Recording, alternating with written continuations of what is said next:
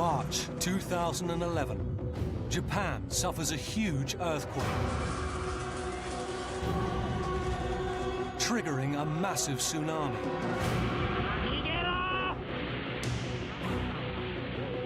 One of the world's most advanced nations teeters on the brink of collapse. This is a minute-by-minute account of events with eyewitness videos So not yet, we're leaving. and exclusive survivor interviews.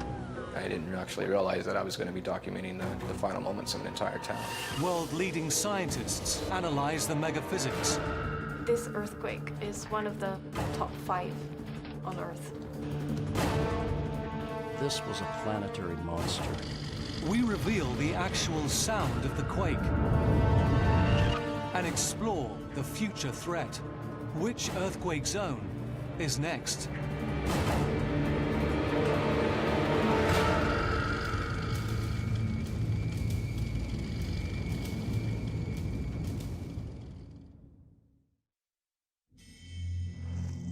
One of our planet's most volatile regions is the Pacific Ring of Fire, a continuous fracture in the Earth's crust which circles the Pacific Ocean. At 2:45 p.m. on March the 11th, 80 miles off Japan, one section of this fault is about to rupture.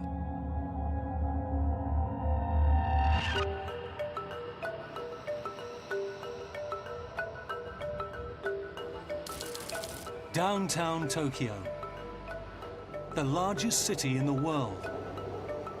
35 million people are going about their daily lives. 200 miles north in Sendai, American teacher Paula Lutzi has just finished lunch. Me and my colleagues, we were sitting in our office because I think it was like right close to 3. We start to go prepare our classrooms for the kids. At nearby Osato High School, former teacher Wesley Julian is filming a graduation ceremony. It was just full of emotion and so exciting to reunite with the students and the teachers. Beautiful ceremony. It ended, we went to lunch in the staff room. A few miles south of Sendai, Katsuyoshi Hayasaka gets ready to go shopping. It doesn't happen every day, but my grandchild phoned me in the morning, asking, "Granddad, could you give me a lift to go shopping?"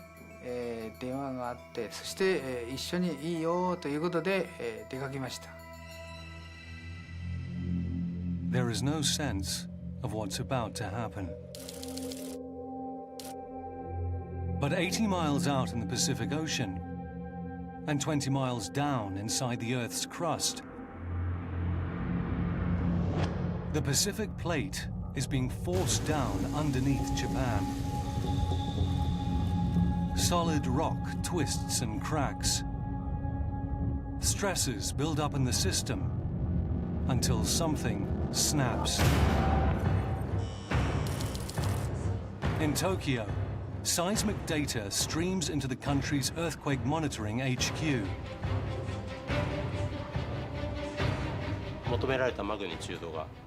The magnitude which was shown on the monitor was pretty big, so I thought it might be wrong. The readings must be calibrated incorrectly.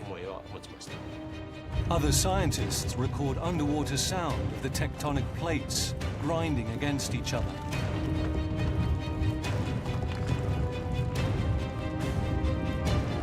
Speeded up 32 times, here for the first time ever, is the actual sound of the earthquake.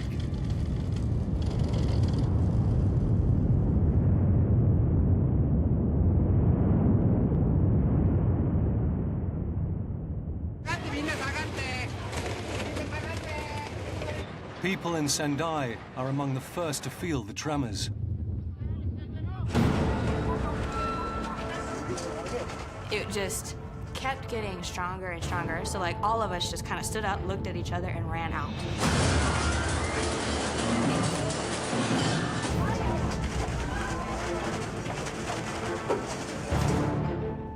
30 seconds into the earthquake, I got out my camera and just turned it to the video mode and pressed record because I knew it was going to be the big one.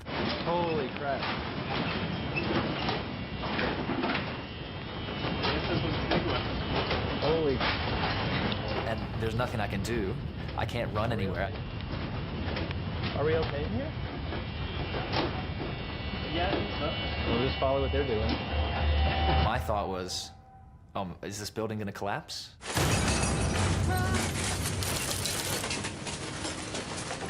Another remarkable video from a Sendai suburb captures the panic as a house shakes around a mother and her son.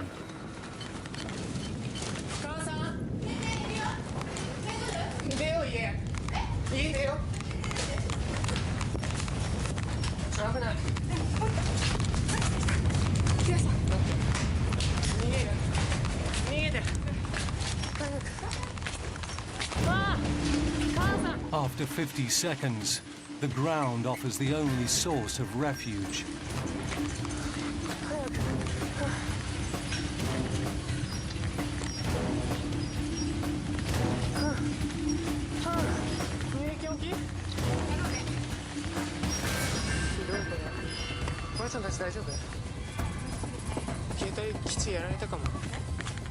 The earthquake continues for 5 minutes.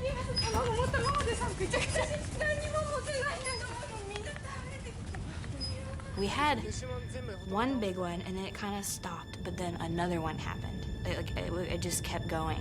And then it would kind of die down, and then another one would come.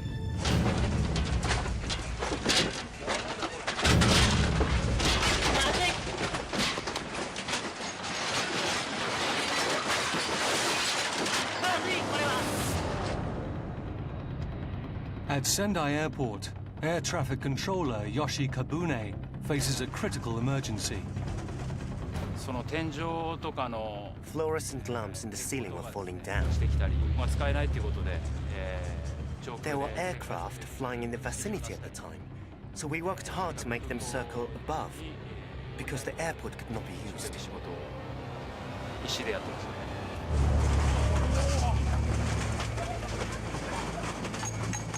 It just felt like it would never end. And I'm watching like the telephone poles just shake.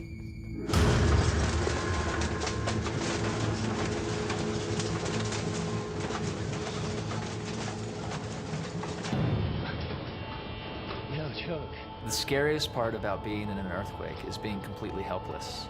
The earth is deciding it's going to move, and you just have to move with it. Even in Tokyo, 230 miles from the epicenter, the shocks are strong enough to catch seismologist Satoko Oki by complete surprise. My office is in a base isolation building, so it should not move. But still, I couldn't even stand up. That was the biggest and longest earthquake I've ever experienced. Across town, businessman Ayumu Dokizono witnesses an extraordinary spectacle. When I just looked at the building, I was so surprised that the building was swaying. I was so surprised that I felt, oh, I have to film it.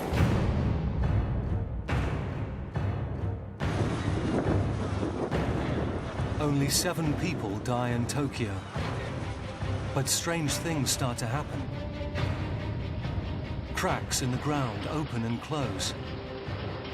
And in a process called liquefaction, the seismic shocks squeeze water out of the earth. The quake measures 9 on the Richter scale, with a force equal to 600 million times the atomic bomb dropped on Hiroshima. That's enough energy to power the entire US for 100 years. All exploding outwards from one point in 5 minutes. This earthquake is one of the top 5 largest earthquake ever. I mean, on Earth.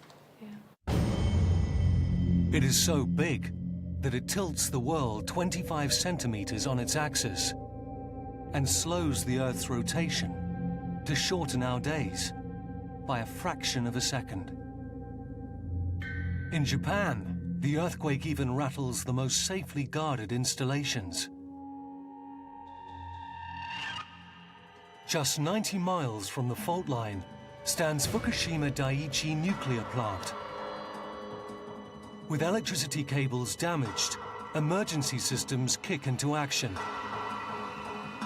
engaging backup diesel generators for power, and beginning the shutdown sequence for the plant's 3 active nuclear reactors.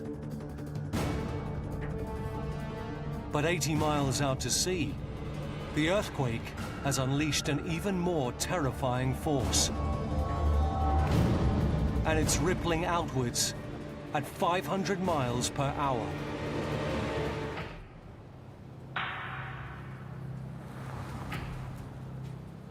Japan is reeling from the largest earthquake to strike it for 1,000 years. It's only the 5th magnitude 9 tremor in recorded history.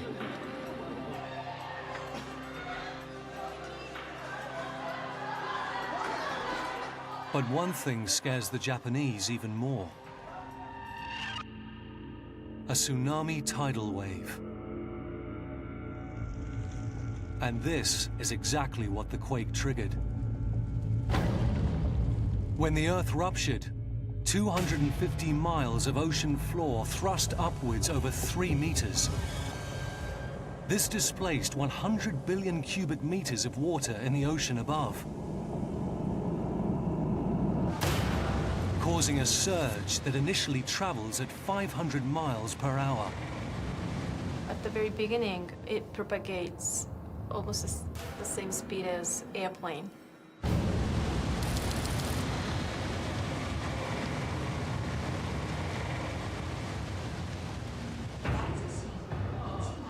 At Sendai Tsunami Warning Center, the alarm sounds. The race is on to find out the size of the oncoming wave.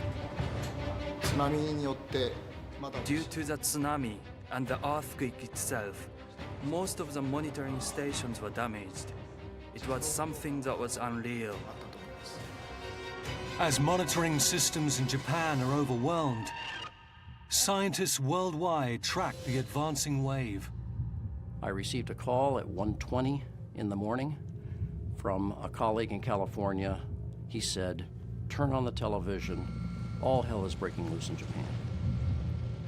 The earthquake had occurred about 35 minutes earlier. I was able to see some of the immediate coverage of the tsunamis coming in. This was a planetary monster.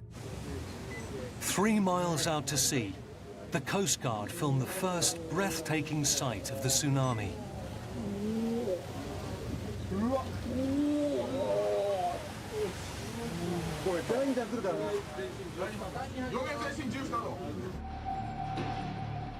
On land, everyone is still recovering from the earthquake.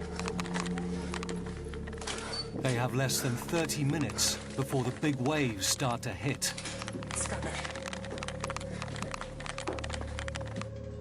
And there's another danger.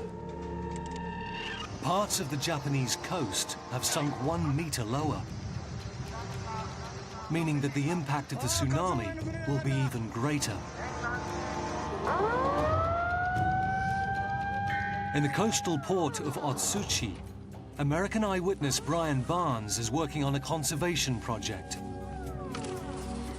When I went to Japan, I didn't even think about, a possible earthquake. Tsunami, yeah, we're leaving. Yeah, we're leaving. I didn't know that the tsunami would happen, but I assumed that there was probably about at least a 90% chance. Where do we go? Go to the hill. Where do we go? Just go, huh? Yeah, the hill. All the employees are leaving. Brian races for higher ground, his camera still rolling. Are we hearing sirens? Yeah. Yeah. This town has a lot of history with tsunamis.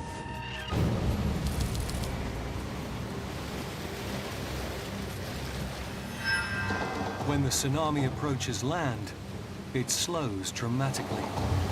But as the sea becomes shallower, the waves rise higher and higher, reaching up to 14 meters tall.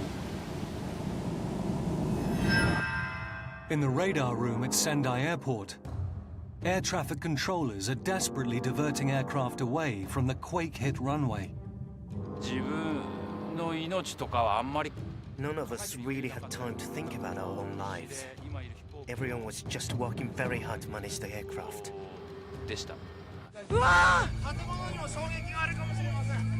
Outside, airport personnel frantically evacuate passengers from ground level.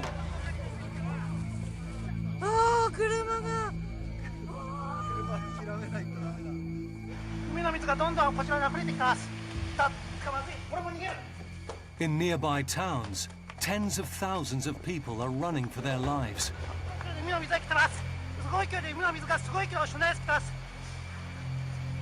Among them, Katsuyoshi Hayasaka.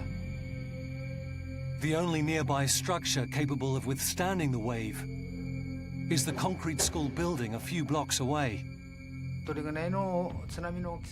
We were instructed to go to the 3rd or 4th floor, as we didn't know how high the tsunami would reach. Fire crews, traffic officers, and police were walking around the neighborhood shouting, "Evacuate immediately."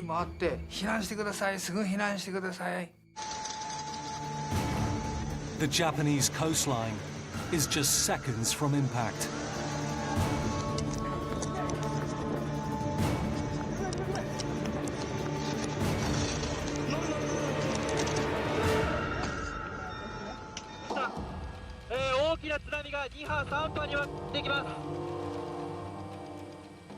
At 3:15 p.m. on March the 11th, 2011, the tsunami approaches the east coast of Japan.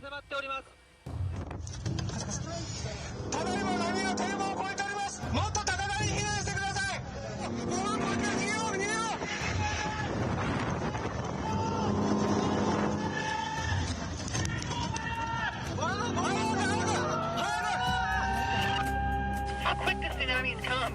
If it was close, it'll be here in moments. They're taking it pretty seriously, obviously. American eyewitness Brian Barnes has seconds to escape, but he's lost. Come on, somebody help me here. Where are you headed? We gotta go to the hill. We gotta get across the bridge, I guess. What if the bridge fell down? Turn left, hopefully not. We're driving through town with the tsunami warning blaring. I just felt like it was time to document what was happening. I didn't actually realize that I was going to be documenting the final moments of an entire town. As the clock ticks towards 3:20, the biggest waves start pounding the coast.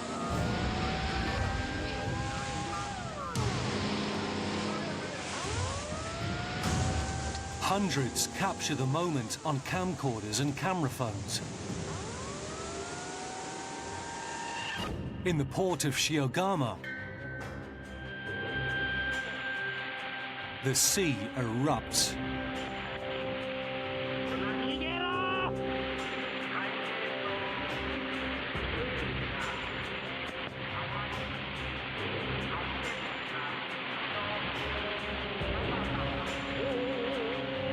For this car and the occupants, there's no escape.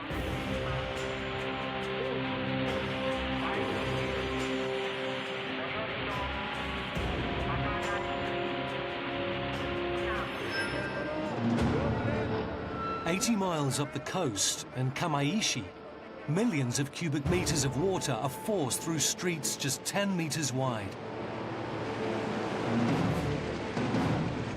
The narrow channels accelerating the speed of the flow.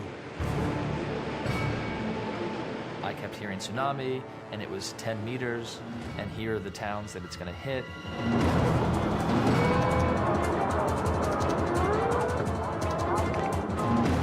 But I had no idea the power and force that the tsunami would bring. We all had a feeling a tsunami was going to come. Just because when you have that big of an earthquake, there's just always a fear. We have quite a bit of kids who live in those coastal cities.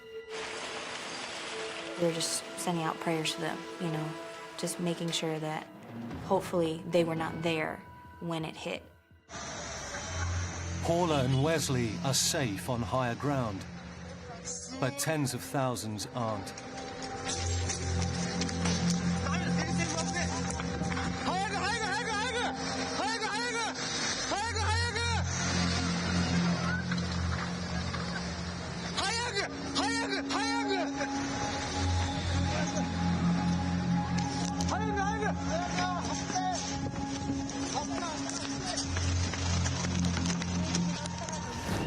In Casanuma, one eyewitness video shows town become sea inside 4 minutes.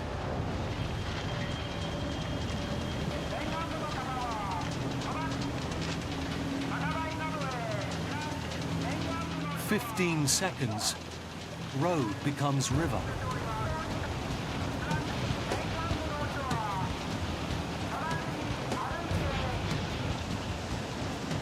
In 1 minute 20 seconds, a warehouse weighing thousands of tons is picked up like a rag doll.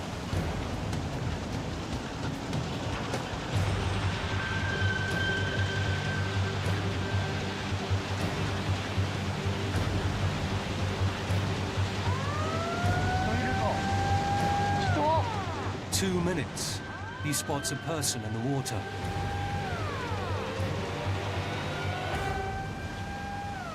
It's a flood of truly biblical proportions.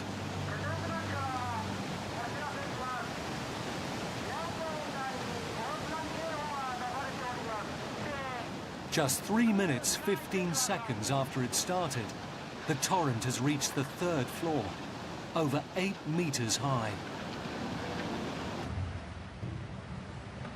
Up the coast, Brian Barnes is trapped on a hilltop. Just all hell breaks loose, and the water really comes in, pushing forward the tree that was right below me, and the tree's cracking away from the hill. Here it comes! Just completely developed this 40-foot tree in a matter of seconds. My thought at the moment was, when will it stop? You know, is it going to come all the way up to swallow this entire hill? And you know, I mean, at that point, you just start thinking, you know, I mean, those are your final seconds in life.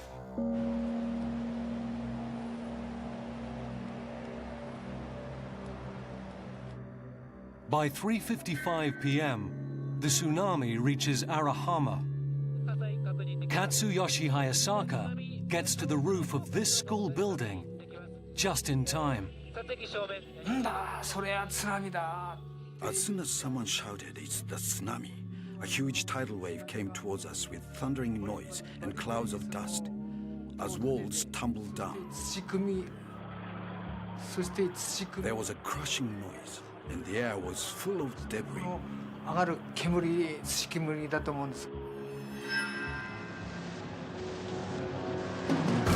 At 3:57, the water pours into Sendai Airport, 1 mile inland.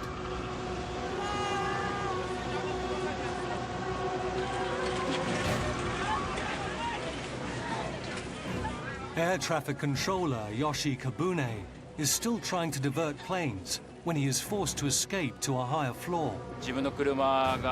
I watched as my own car, which was parked in the car park in front, got swept away.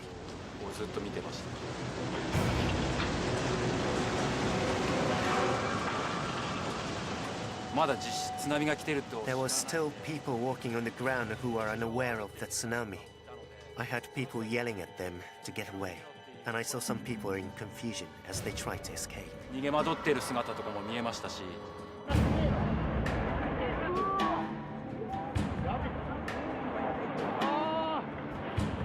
The tsunami wave doesn't stop until it reaches 6 miles inland.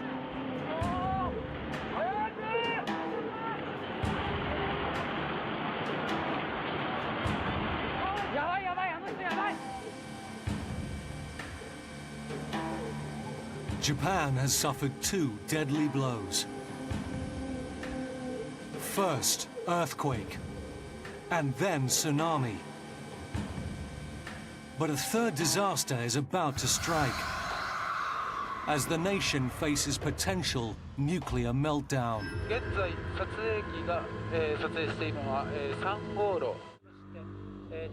At 3:42 p.m., just 56 minutes after Japan is rocked by one of the top 5 earthquakes in recorded history, the tsunami wave approaches Fukushima Daiichi nuclear plant. Inside are 3 active nuclear reactors. Diesel generators are pumping water around the reactors to cool the nuclear fuel rods. But to remain operational, these generators must stay dry. In Tokyo, one man is watching the unfolding disaster with increasing alarm. Nuclear engineer Mitsuhiko Tanaka helped design the Fukushima plant. As soon as I put on the television, I learned that it was offshore of Fukushima. That was the epicenter. And then a tsunami warning followed. I felt that this was going to be terrible. The plant is protected by sea walls 5.7 meters high. But they are no match for the 14-meter wave.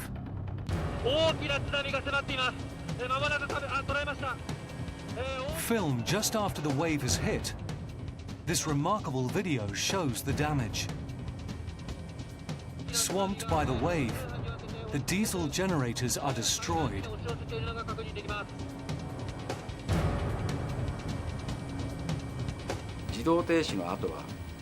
There is something very important that has to happen after an automatic shutdown, and that is to immediately cool the reactor. Now, there is just one backup cooling system left: battery-operated pumps. But they only have an 8-hour charge, and the clock is ticking. While Fukushima edges towards nuclear meltdown, across Japan's east coast, people are fighting for their lives. At its highest measured point, the tsunami reached 38 meters above sea level. It broke my heart to see some of the areas that I've walked. How many of those cities are gone? How many of the places have I been to that aren't there anymore? How many of my friends are missing their homes or not even alive anymore? For many, helicopters offer the only escape route from their island prisons. ヘリコプターの音がしたんですよね。ヘリですからライトつけながら。We heard the noise of a helicopter in the sky. It had a searchlight and hovered around the roof. Then a rescue worker came off the helicopter and told us, "We're going to rescue one by one." するんですけども。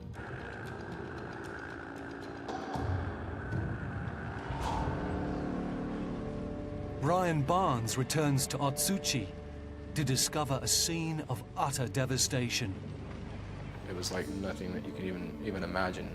You know, I don't even think Hollywood couldn't even create something like this, I don't think. I think there was about 18,000 people that lived there. And at this point, there's not enough people living to take care of their dead. They've lost more than half the town. So it's pretty much hell on earth.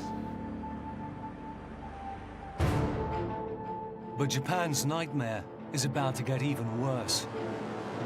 At Fukushima nuclear plant, the battery-operated cooling pumps run out of power. And then, seismic event turns into nuclear catastrophe. An explosion blows the roof off reactor building 1.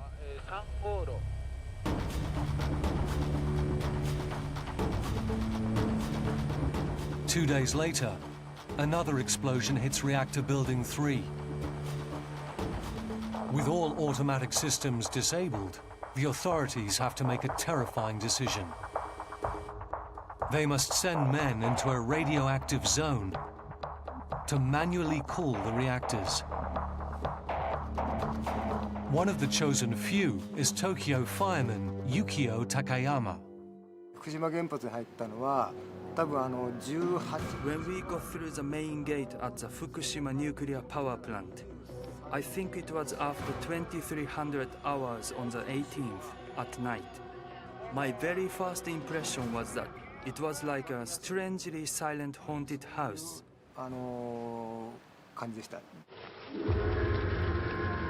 This footage shows Yukio and the team as they move in towards the reactors in total darkness.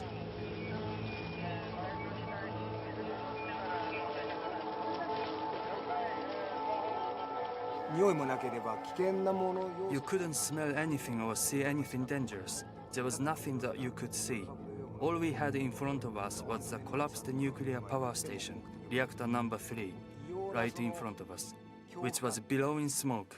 You felt this strange kind of fear. Inside the plant, Yukio and 300 others work in shifts of 50, pouring seawater on the reactors, risking their lives to avert even greater catastrophe. I was frightened. I don't know much about radiation, but I believed that being exposed to large amounts of it meant certain death. So fear is only natural, but counteracting that fear was a sense of duty that all of us feel.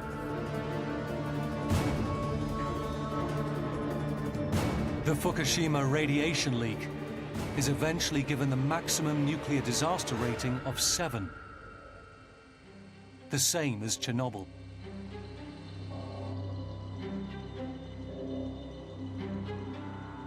This is the biggest disaster to strike Japan since World War II. And it's an event that has affected the whole Pacific region. 11 hours after the earthquake, the tsunami had crossed the entire Pacific Ocean. Rushing past Hawaii, it traveled nearly 5,000 miles at an average speed of 450 miles per hour, eventually ripping ashore in Santa Cruz, California.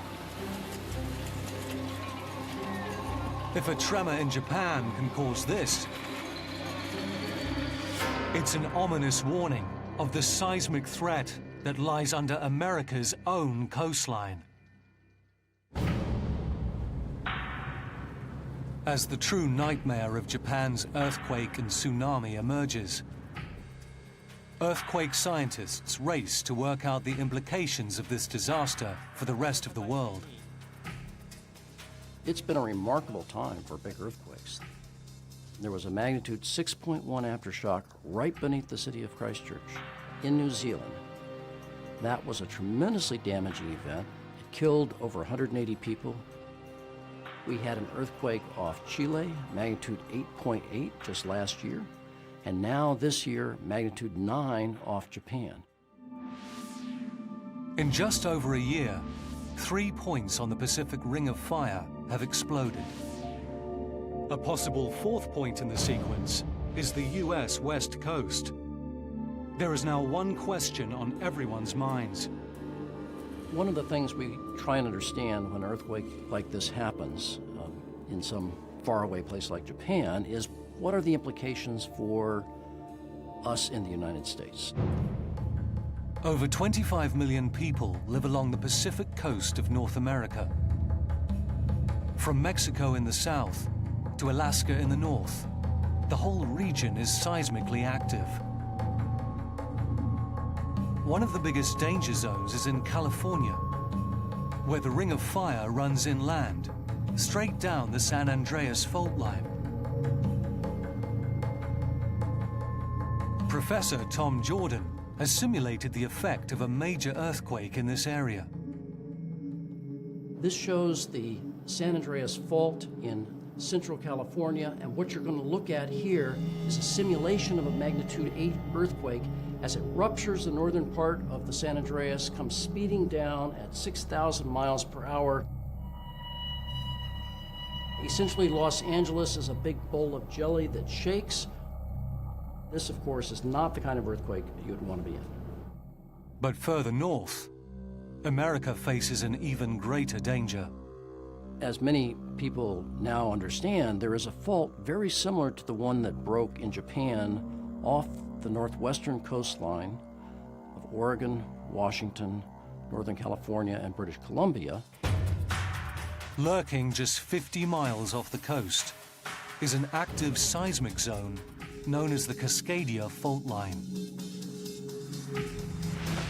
On this fault line, oceanic crust is diving under continental North America.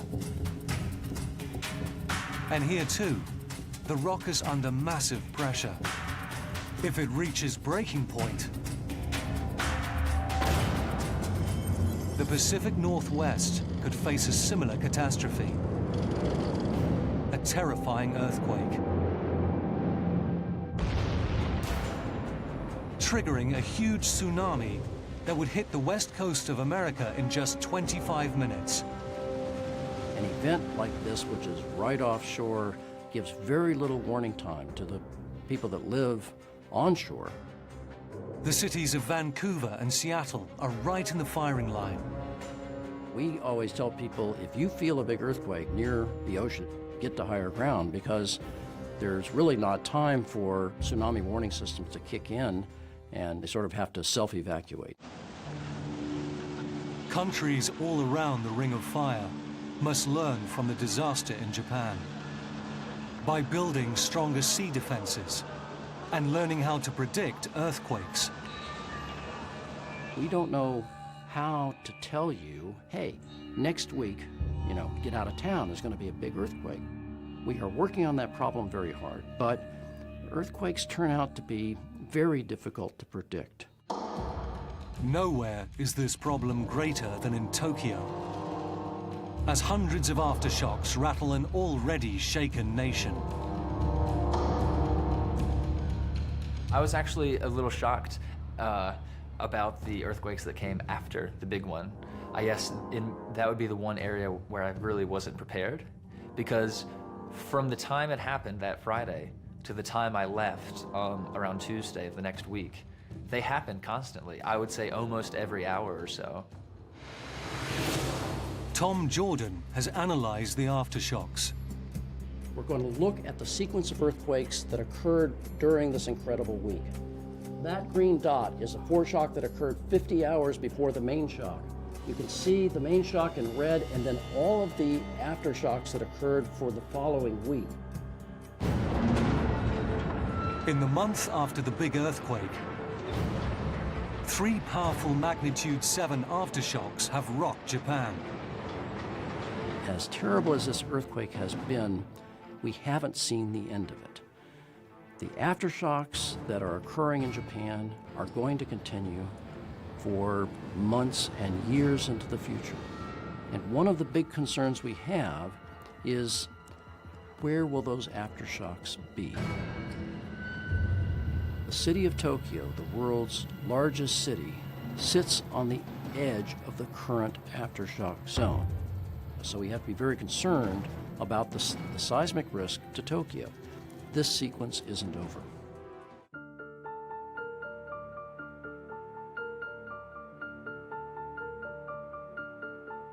As earthquake scientists continue to analyze what happened in Japan, the real human cost is only now coming to the surface. There's not a word in the English dictionary to describe the amount of catastrophic damage that the tsunami did to northern Japan. This was a mega disaster. They've completely lost the infrastructure. They've lost tens of thousands of their citizens. If you're in a position of government, I mean, how do you even begin to start to talk about, coming back from something, a hit like this? It just boggles the mind. Paula Lutzi is staying in Japan to help the relief effort. We kind of sent up an organization. We put a huge map on the wall and said, these are the locations that we're going to go to scout out to see what they need. So like for the past, week and a half, that's what we've been doing. In the early morning, we get truckloads from down south. We get truckloads from up north. We sort them, and then we ship them out in different trucks that Mason owns. Back in the US, Wesley Julian is still coming to terms with what he witnessed.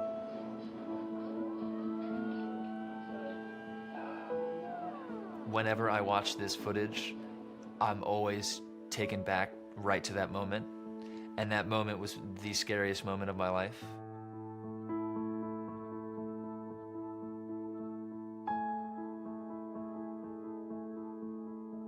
Because of this earthquake, I've reevaluated a lot about maybe how lucky I am, because I made it out alive. One of my friends did die in the tsunami. So I have thought about the last time I said goodbye. And it was just a casual see ya. So now goodbyes are a big deal. Yeah, so I would say they're a big deal. Yeah. Sorry.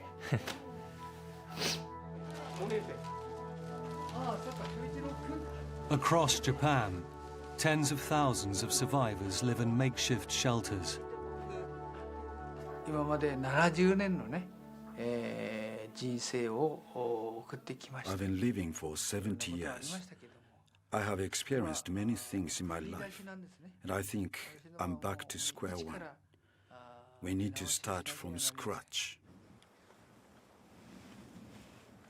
For the first time since the disaster, Katsuyoshi Hayasaka returns to his hometown to search for his house. ティーボこの川に一回出てみるから、これがわけわかんなくなっちゃった。 The only landmark that remains is the building that saved his life.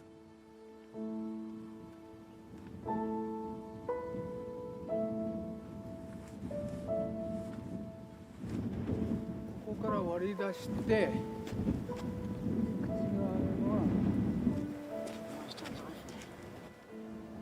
これは俺ん家だ。これは俺の家だ。そうです。Okay, here. My home. これマイホームです。はい。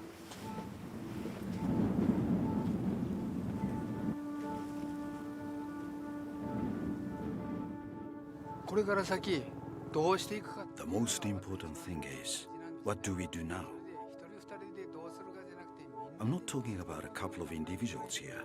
I mean, we have to consider what all of us are going to do, like a place to shelter from the wind and the rain. That's what matters most.